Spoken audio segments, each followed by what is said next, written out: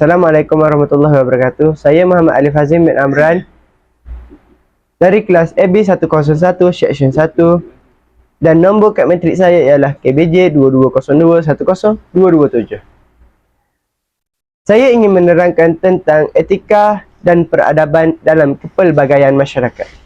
Pengenalan tentang etika dan peradaban dalam kepelbagaian masyarakat ialah istilah peradaban yang berasal dari bahasa Arab digunakan bagi menjelaskan tentang maksud ketamadunan.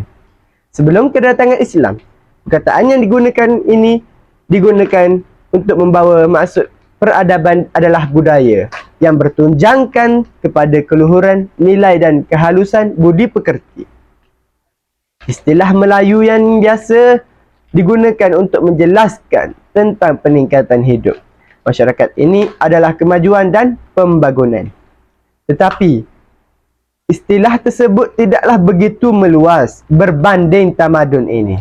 Selepas kedatangan Islam, istilah-istilah Arab mula digunakan dan diterima pakai dalam istilah bahasa Melayu. Definisi etika ialah prinsip moral atau nilai-nilai akhlak yang menjadi pegangan seseorang individu atau sesuatu kumpulan manusia.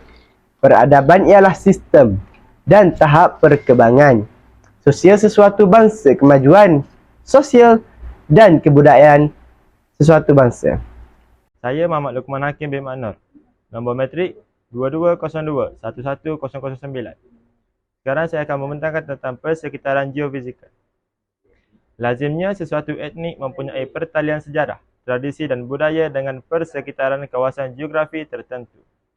Geofizikal Tanah Melayu, sebuah semenanjung yang dikelilingi Laut Cina Selatan dan Selat Melaka sebagai laluan tempat pertemuan dan pergaulan dua peradaban besar dunia, China dan India, melalui kegiatan perdagangan. Sumber dan produk pertanian dari alam Melayu menjadi asas dagangan dengan peradaban lain.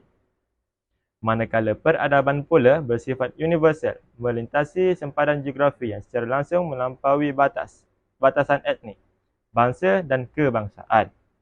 Pada era prakolonial, komuniti Melayu adalah kelompok yang bertanggungjawab membina peradaban Melayu di wilayah ini.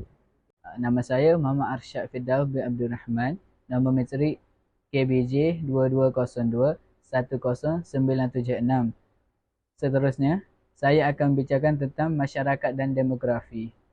Masyarakat bermaksud sekelompok yang membentuk sebuah sistem interaksi di mana sebahagian besar interaksi yang berlaku dalam lingkungan sistem sosial itu adalah lahir daripada individu-individu yang berada dalam kelompok tersebut.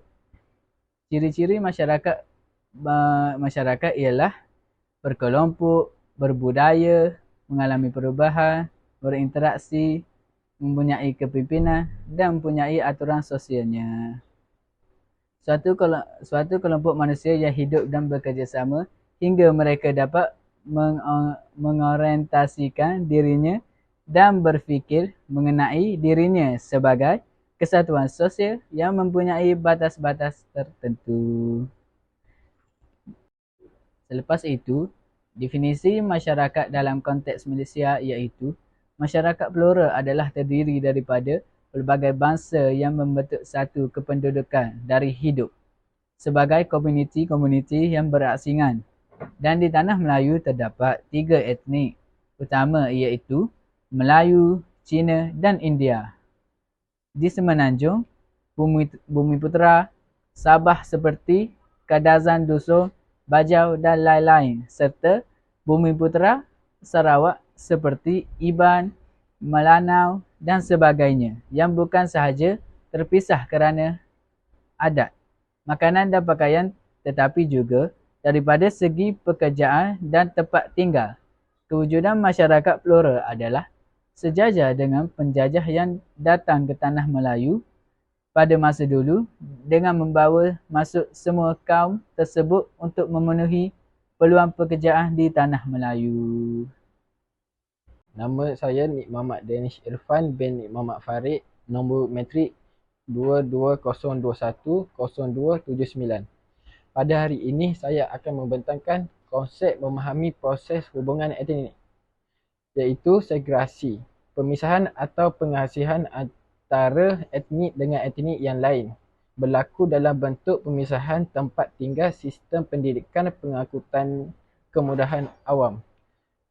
Seterusnya, akomodasi, penerimaan terhadap norma dan nilai etnik lain tanpa menggugat budaya masing-masing. Bebas mengamalkan budaya masing-masing. Menyedari dan menghormati budaya etnik lain dan mempertahankan budaya hidup masing-masing. Seterusnya, animilasi merupakan proses integrasi sehala yang akan menghasilkan satu kelompok masyarakat yang mempunyai budaya, satu bahasa dan satu agama, iaitu asimilasi budaya. Kelompok minoriti akan mempelajari budaya kelompok majoriti. Nombor 2, animilasi struktur. Kelompok minoriti berjaya menyertai institusi utama dan aktiviti sosial dalam masyarakat komersial. Seterusnya, amalgamasi. Tahap asimilasi paling tinggi merupakan proses pengantuman melalui biologi perkahwinan campur.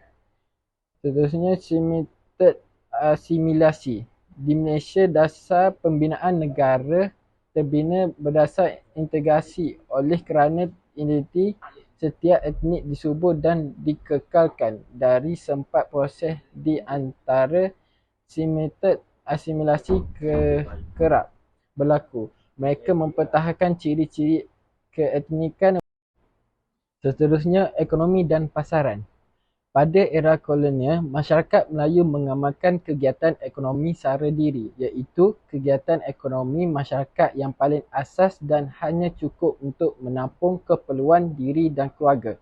Pada zaman Kesultanan Melayu Melaka, kegiatan perdagangan menjadi kegiatan terpenting dalam masyarakat disebabkan keadaan kehidupan yang masih mundur dan tradisional. Pada era kolonial, British dilihat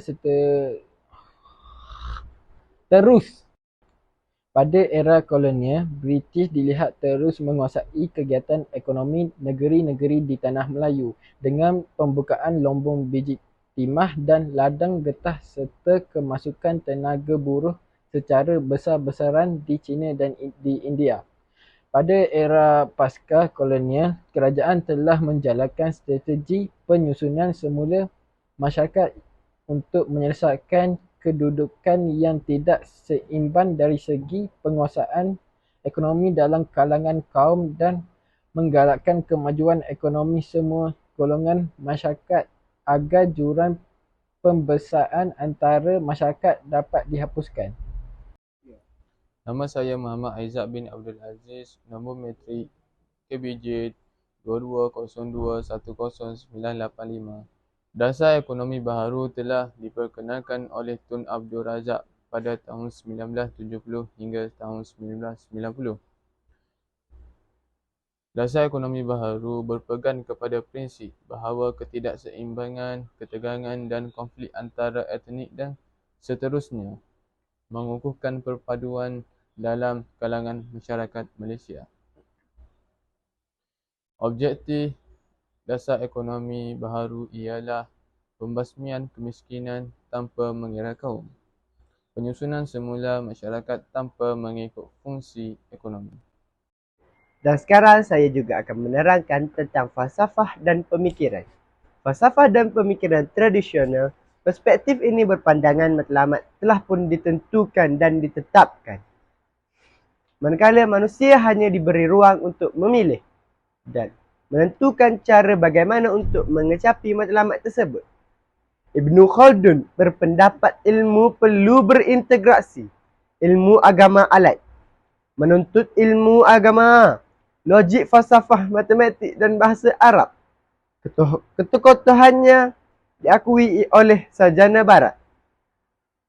Ernest Toynbee, falsafah sejarah yang dihasilkan oleh Ibn Khaldun merupakan sumbangan dan pencapaian terbesar pernah dilahirkan manusia di atas muka bumi ini.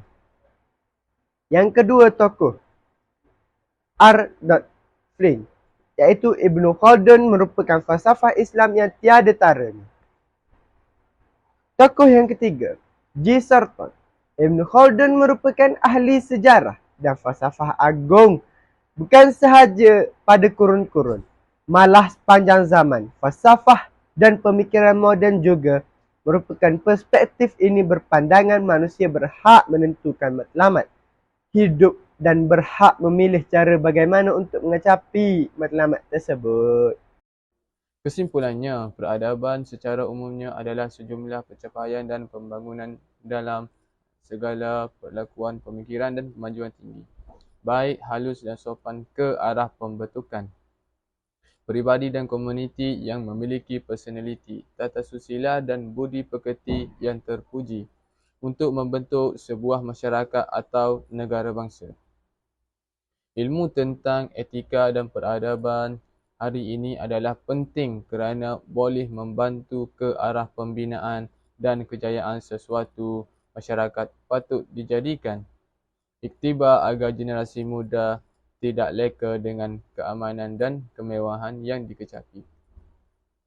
Mengetahui persoalan-persoalan dasar berkaitan etika dan peradaban juga membuka ruang kepada seluruh manusia untuk berinteraksi secara positif ke arah hidupan yang lebih saksama. Pendedahan terhadap mengenali latar belakang etika dan peradaban masing-masing pula boleh memupuk rasa persefahaman antara satu sama lain.